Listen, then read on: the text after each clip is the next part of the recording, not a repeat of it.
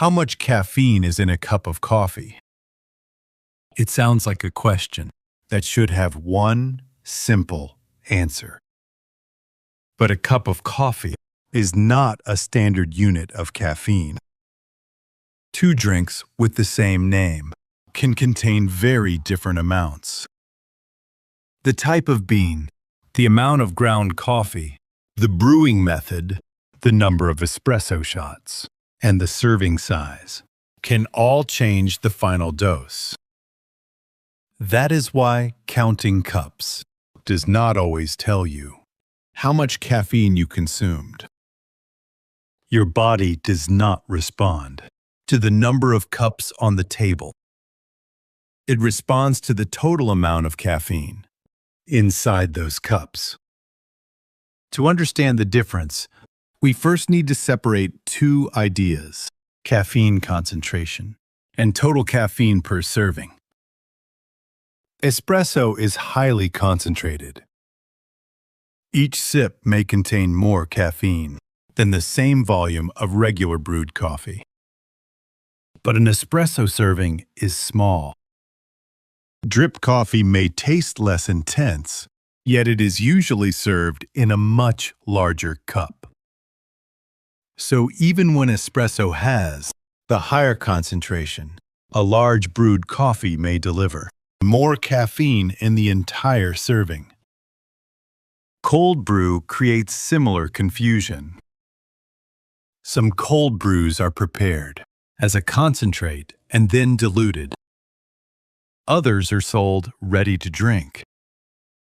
The final caffeine dose depends on the coffee-to-water ratio, the amount of dilution, and the size of the serving.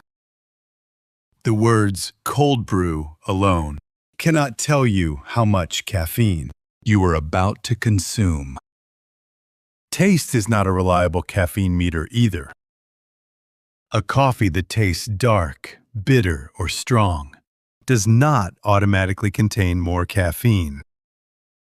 Roasting, extraction, and many different compounds shape the flavor of coffee.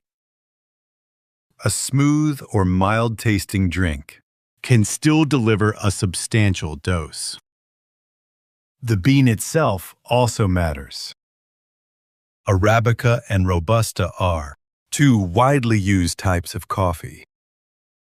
In general, Robusta beans contain more caffeine than Arabica beans.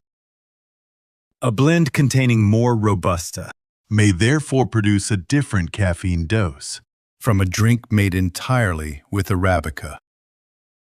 Then there is the amount of coffee used.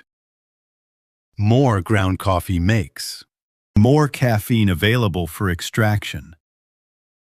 With espresso-based drinks, the number of shots is especially important. A 1-shot Americano and a 3-shot Americano may look almost identical, but they do not contain the same amount of caffeine. Adding water makes the flavor less concentrated. It does not remove the caffeine that has already been extracted. If 2 Americanos contain the same number of shots, the larger drink is not automatically the more caffeinated one. It may simply contain more water. But when a cafe adds extra shots, as the cup size increases, the total caffeine increases as well. That is why the number of shots can be more useful than the size label when you order an espresso-based drink. Brewing conditions matter too. Caffeine moves from the ground coffee into the water during extraction. The amount of coffee, the ratio of coffee to water, grind size, contact time, and brewing method can all affect what reaches the cup. This means that coffee made at home, coffee from one cafe, and coffee from another cafe should not be assumed to contain the same dose, even when they share a name. Decaf can be misunderstood too. Decaffeinated coffee contains much less caffeine, but it is not necessarily caffeine-free. The FDA reports that an 8-ounce decaf coffee typically contains a small amount of caffeine. For most people, that amount is modest. But it may still matter if you are highly sensitive or drink several servings. So how can you make better decisions without measuring every cup in a laboratory? First, do not count cups alone. 3 small espressos and 1 large brewed coffee cannot be compared by cup number. Second, check the information for the drink you order most often. If a cafe or manufacturer provides caffeine content, look at the serving size and the number of espresso shots. Third, remember that caffeine does not come only from coffee. Tea, energy drinks, chocolate, some supplements, and certain medications can add to your daily total. Finally, pay attention to what your body tells you. Difficulty sleeping, a racing or pounding heart, shakiness, anxiety, or digestive discomfort may indicate that the dose or timing does not work well for you.